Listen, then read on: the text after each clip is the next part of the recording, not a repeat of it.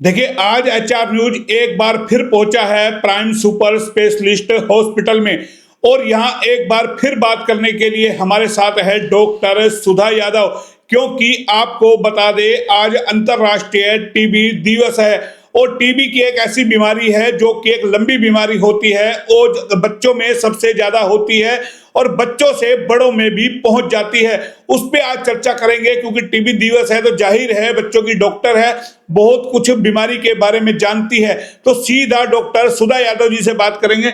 Ma'am, hello में आपका स्वागत जी है। जी, थैंक यू सो मच, बहुत बहुत धन्यवाद आपका। आज वर्ल्ड टीबी दिवस है। हाँ जी, क्या कहेंगे मैम? जी देखिए, आज वर्ल्ड टीबी डे है, तो आज हम डिस्कस करेंगे वो चीज़ें जो पब्लिक के इंफॉर्मेशन के लिए ज़रूरी हैं। बच्चों की टीबी बड़ों से कैसे अलग होती है, कैसे उसको पहचाना जा सकता है और कैसे जल्दी पहचान कर उसका इलाज किया जा सकता है। बड़ों की टीबी बच्चों की टीबी से कैसे अलग होती है वो जानेंगे, और उसकी रोकथाम के लिए क्या स्टेप उठाए जा सकते हैं। मेन चीज़ वो है। देखिए, टीबी जो है मेनली ड्रॉपलेट इन्फेक्शन होता है। इट इज़ ए इन्फेक्शन जो ड्रॉपलेट से या खांसी से क्लोज कांटेक्ट से फैलता है। बच्चों की टीबी बड़ों की टीबी से ऐसे अलग होती है। बड़ों में आमतौर पे लंग्स की टीबी होती है और बच्चों में आमतौर पे एक्स्ट्रा पल्मोनरी होती है। एक्स्ट्रा पल्मोनरी माने लंग्स के अलावा शरीर के बाकी हिस्सों में हो सकती है। टीबी शरीर के किसी भी भाग में हो सकता है, जैसे स्किन में भी होता है, हार्ट में भी हो सकता है, आंतों का भी होता है ट्यूबरकुलोसिस, और स्पाइन की हड्डी की ट्यूबरकुलोसिस भी होती है। तो सुना आपने कि टीबी कितने तरीके से हो सकता है, लेकिन मेरा बड़ा सवाल ये है, क्योंकि बच्चों की डॉक्टर है, छोटे बच्चों की, तो आखिर हम अपने बच्चों की सुरक्षा कैसे कर सकते हैं? और इसीलिए डॉक्टर सुधा यादव जी से जानना बेहद जरूरी है। मैडम, ये बता दीजिए, आप ये छोटे बच्चे होते हैं, कहते हैं बच्चों को टीबी हो गया, वजह इसके अंदर क्या है? ऐसे बच्चों के अंदर सिम्टम्स होते हैं जो उनको टीबी हो जाती है? धूम्रपान से होती है, या वजह क्या डस्ट से होती है, या खान पान नहीं मिल पाने की वजह से, या कुपोषण की वजह से, किस वजह जी से? जी जी जी, आपने बहुत अच्छा सवाल पूछा है। देखिए, स्टेप बाय स्टेप मैं आपको इसका आंसर देती हूँ। पहली चीज, जहाँ तक टीबी को पहचानने की बात है, तो टीबी के लक्षण जो है, जिस हिस्से की ट्यूबरकुलोसिस है उसके हिसाब से भी हो सकते हैं और कुछ जनरलाइज सिम्टम होते हैं। जनरलाइज सिम्टम में हमारे आ गया सबसे पहला फीवर। कोई भी बुखार यदि हफ्ते 10 दिन से ज़्यादा चल रहा है, साथ में बच्चे का वजन कम हो रहा है। बच्चे का तो नॉर्मली वजन बढ़ता ही है, बड़ों का तो एक एक स्टेज पे आके स्टैटिक हो जाता है, लेकिन बच्चों का वेट बढ़ता है। अगर बच्चे का वेट बढ़ नहीं रहा है किसी कारण से या कम हो रहा है, सबसे important weight loss, loss of appetite. बच्चा नॉर्मल डाइट से कम लेता है हफ्ते 10 दिन से ज़्यादा समय से, डाइट कम लेना, वेट लॉस होना या वेट नहीं बढ़ना, बच्चों में दोनों ही चीज़ें हैं, और लो ग्रेड फीवर, ये कार्डिनल सिम्टम है किसी भी हिस्से के अंदर ट्यूबरकुलोसिस का। तो ये इसको इसको यूं भी कह सकते हैं कि मतलब नमूनिया हो गया बच्चों को, उससे टीबी बन गई, या दाना जैसे हो जाता है उससे होता है, या फिर इसके और कोई सिम्टम्स ऐसे हाँ जी, और सिम्टम भी होते हैं। देखिए, जैसे कोई भी खांसी जो हफ्ते 10 दिन से ज़्यादा चल रही है, जो एंटीबायोटिक थेरेपी के बाद भी ठीक नहीं हो रही है, तो उसको प्रॉपरली इवेलुएट करना ज़रूरी है। 7 to 10 डेज से ज़्यादा कोई भी सिम्टम है, गवर्नमेंट की गाइडलाइन भी है कि अगर इतना 2 हफ्ते से ज़्यादा टीबी रहती है तो एक बार डॉक्टर को कंसल्ट करके उसके हिसाब से टीबी का ट्रीटमेंट होना तो चाहिए। इसमें नंबर बलगम वगैरह चेक कराया जाता है? देखिए, बलगम बच्चे तो नॉर्मली बलगम निकाल नहीं पाते हैं सर। बच्चा छोटा है, 3 साल से छोटा, तो वो बलगम को निगल जाता है। बच्चा इतना कॉपरेट भी नहीं कर पाता है, तो उसके लिए और भी डायग्नोस्टिक मॉडलिटी होती है। वो जिस हिस्से की ऑर्गन की ट्यूबरकुलोसिस है उसके हिसाब से डॉक्टर एडवाइस कर सकता है। बच्चों में दिमागी टीबी बहुत कॉमन है, मैं आपको बताना चाहूँगी, जो कि बहुत ही इंपॉर्टेंट इन्फॉर्मेशन है बच्चों के लिए, स्पेशली पेरेंट्स के लिए। ट्यूबरकुलर मेनिंजाइटिस, टीबी एंकेफेलाइटिस, ट्यूबरकुलोमा, ये दिमागी टीबी के ही प्रकार हैं। और दिमागी ये बुखार भी इसको बोल सकते हैं? बिल्कुल बिल्कुल, कोई भी दिमागी बुखार है बच्चे में हफ्ते 10 दिन से ऊपर चल रहा है, और आप यकीन नहीं मानेंगे कि बच्चों की ट्यूबरकुलोसिस के लक्षण बहुत ही कम होते हैं। बच्चा ऑल्टर्ड बिहेवियर में है, नॉर्मल से अलग बिहेवियर कर रहा है, कम बात करता है।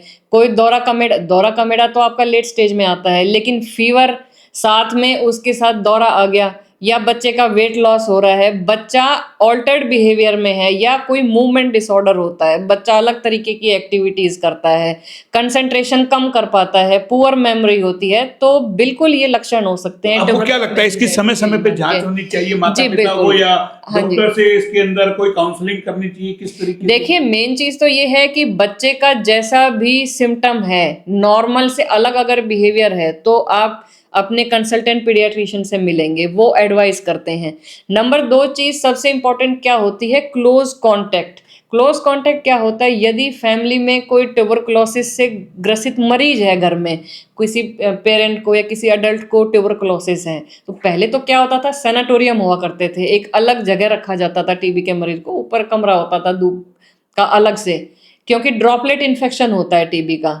ठीक है, तो अगर कोई क्लोज कांटेक्ट है तो जो भी परिवार में लोग हैं, बच्चे हैं, बड़े हैं, उनका कांटेक्ट सर्वे होना चाहिए, वो गाइडलाइन में भी है और वो बहुत ज़रूरी है। और उसके हिसाब से प्रोफाइलैक्सिस भी दिया जाता है बच्चों को, माने टीबी की एक दवाई दी जाती है ताकि उनको टीबी की बीमारी ना हो। अच्छा, एक बहुत इंपॉर्टेंट चीज़ मैं बताना चाहूँगी कि टीबी के इन्फेक्शन में और टीबी बीमारी दोनों में फ़र्क है। इंडिया में काफ़ी ज़्यादा, आई मीन 1 एवरी तीसरे चौथे आदमी को इन्फेक्शन है, लेकिन उनको बीमारी नहीं है। इन दोनों में फ़र्क ये है कि जैसे ही पेशेंट की इम्यूनिटी कम होगी, जैसा कि आपने कहा कुपोषण, कुपोषण एक बहुत बड़ा कारण है। जैसे ही बच्चे का कुपोषण होगा, वेट कम होगा, इम्यूनिटी डाउन जाएगी, खाना पीना कम जाएगा, तो वो डिजीज़ रीएक्टिवेट हो जाता है, वो सबसे बड़ा कारण है। अगर न्यूट्रिशनल स्टेटस बच्चे का ठीक है तो वो इन्फेक्शन इंडोलेट पड़ा रहता है, उससे बीमारी नहीं बनती है। चलिए, लेकिन एक और मेरा बड़ा सवाल है ना, ऐसे में कहते हैं, मैंने बहुत सारे मरीजों को देखा, डॉक्टर कहते हैं आप फल खाइए, सब्जी खाइए और दवाइयाँ, इसकी लंबा इलाज चलता है, इसका बहुत लंबा इलाज चलता है। इसी के साथ साथ अगला सवाल ये है कि बच्चों से बड़ों में कैसे टीबी चली जाती है, या बड़ों से बच्चों में भी आ सकती है? जी बिल्कुल आ सकती है। इन्फेक्शन बड़ों से बच्चों में भी हो सकता है, बच्चों से बड़ों में भी हो सकता है। मेनली ट्यूबरकुलोसिस का इन्फेक्शन ड्रॉपलेट इन्फेक्शन ही होता है, माने कि एयरबोर्न इन्फेक्शन है, जिसको खांस दिया है, छींक दिया, उससे हो सकता है। लेकिन बच्चों में जैसे मैंने कहा, एक्स्ट्रा पल्मोनरी जैसे दिमाग की टीबी, चमड़ी की टीबी, ये बहुत कॉमन है। दूसरा एक इम्पॉर्टेंट इन्फॉर्मेशन ये रहेगी कि जैसे कोई घाव है जो पेनलेस है, बहुत टाइम से भर नहीं रहा है, स्किन में कोई लीजन है या कोई गांठ है, बच्चों में आंत की टीबी बहुत कॉमन है, तो उसके अंदर से सस्पिशन ट्यूबरकुलोसिस का बढ़ता है। अच्छा, अगर शुगर पेशेंट वो ऑलरेडी है तो आपको लगता है और ज्यादा खतरनाक? बिल्कुल बिल्कुल, शुगर पेशेंट, बच्चों में भी डायबिटीज टाइप 1 होता है, बड़ों में डायबिटीज टाइप 2 होता है, दोनों में ज्यादा प्रोन है ट्यूबरकुलोसिस, क्योंकि ब्लड में शुगर लेवल हाई रहेगा, बैक्टीरिया उससे फ्लरिश करता है, तो बीमारी होने के चांस ज्यादा रहते हैं डायबिटिक में। बच्चों में तो बीपी इतना कॉमन नहीं है, लेकिन बड़ों में हाइपरटेंसिव तो है। इसका कितने समय तक इसका इलाज चलता है? 2-3 साल तक लोग दवाई लेते हैं? देखिए, सबसे पहले तो क्या है, ट्यूबरकुलोसिस कंफर्म होना जरूरी है, उसका डायग्नोसिस जरूरी है। मैं आपको बताना चाहूंगी कि मेरे क्लिनिकल एक्सपीरियंस में बहुत बार ऐसा भी हुआ है कि पेशेंट के साइन एंड सिम्टम सजेस्टिव हैं, बहुत लंबे टाइम तक, महीने तक, 20 दिन तक पेशेंट का फीवर रिस्पॉन्ड नहीं कर रहा है, वेट लॉस रिस्पॉन्ड नहीं कर रहा है, लेकिन बहुत बार ये पता नहीं चलता कि किस हिस्से की टीबी है, और आप उनको टीबी की दवाई देंगे तो वो इम्प्रूव करते हैं। लेकिन फिर भी मैं एक प्रिकॉशनरी वर्ड बोलना चाहूँगी कि empirical therapy government of India ने बैन कर दी है। आपको पहले ट्यूबरकुलोसिस के लिए एविडेंस चाहिए, इट शुड बी कंफर्म्ड, उसके बाद ही उसकी दवाई शुरू। लेकिन गवर्नमेंट भी तो टीबी का इलाज फ्री कर रही है, बकायदा सिविल हॉस्पिटल जी बिल्कुल कर रही हैं, ट्रीटमेंट दे रही है। हाँ जी। आपको लगता है जो निजी हॉस्पिटल है वहां भी टीबी के अंदर एक रियायत मिलती है, यहाँ वहाँ, या एक महंगा इलाज ही है?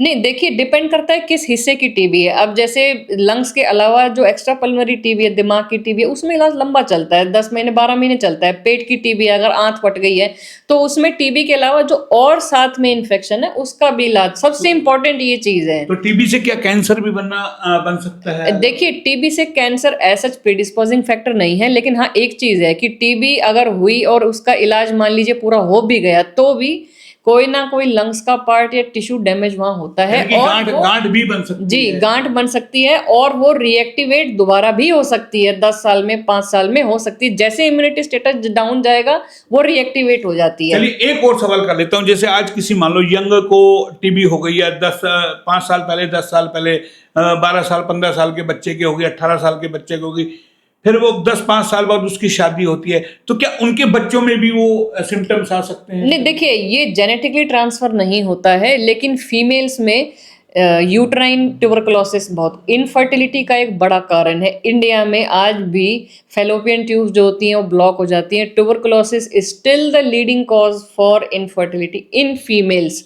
ऐसा कंसीव करने में प्रॉब्लम आती है, लेकिन ऐसा नहीं है। अगर मदर को ट्यूबरकुलोसिस है तो भी बच्चे को उसके साथ प्रोफाइलैक्सिस थेरेपी दे सकते हैं। ऐसा नहीं है कि बच्चे को उससे कोई नुकसान होगा। इसमें सेफ्टी पॉइंट क्या है इसके अंदर? सेफ्टी पॉइंट सबसे पहला यही है कि सस्पिशन है, अगर खांसी आपकी ठीक नहीं हो रही है, वेट लॉस हो रहा है, फीवर या कोई भी ऐसा सिम्टम है जो एक्सप्लेन नहीं हो रहा है, मोर देन 2 वीक्स या 10 डेज चलता है, तो उसको कंसल्ट करें। और डायग्नोसिस बहुत जरूरी है, क्योंकि जब डायग्नोसिस होगा तो औरों को कम फैलेगी और उसका ट्रीटमेंट टाइम से होगा। सबसे इम्पोर्टेंट बात यह है, ट्रीटमेंट चाहे निजी अस्पताल से लें या सरकारी से लें, वो प्रॉपर फॉलो होना बहुत जरूरी है। आज वर्ल्ड टीबी डे पे डॉक्टर सुधा यादव कोई ऐसा कैंप का आयोजन करने जा रही है आने वाले दिनों में जी।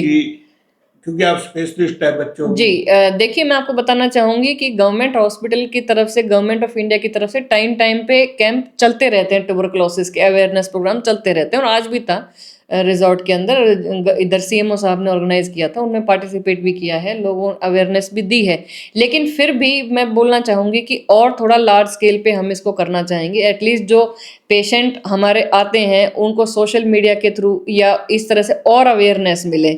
अवेयरनेस के साथ ही प्रिवेंशन होता है, ये सबसे इम्पोर्टेंट है। और जहाँ तक ट्रीटमेंट की बात है, टीबी का ट्रीटमेंट शुरू होने के बाद उसको पूरा लेना बहुत ज़रूरी है। अगर उसे बीच में रोक दिया गया तो वो रेजिस्टेंट हो जाएगी और फिर वो लाइफ थ्रेटनिंग हो जाता है। तो सुना आपने, ये डॉक्टर सुधा यादव जी थी जो टीबी की बीमारी को लेकर के बड़े विस्तार से इन्होंने बताया है कि टीबी का इलाज लंबा चलता है और जब तक वो कोर्स पूरा नहीं होता है, अगर आप बीच में दवाइयाँ छोड़ देते हैं तो वो फिर एक बार फिर जिस तरीके से सांप सीढ़ी का खेल होता है, आपको फिर शुरुआत करनी पड़ेगी।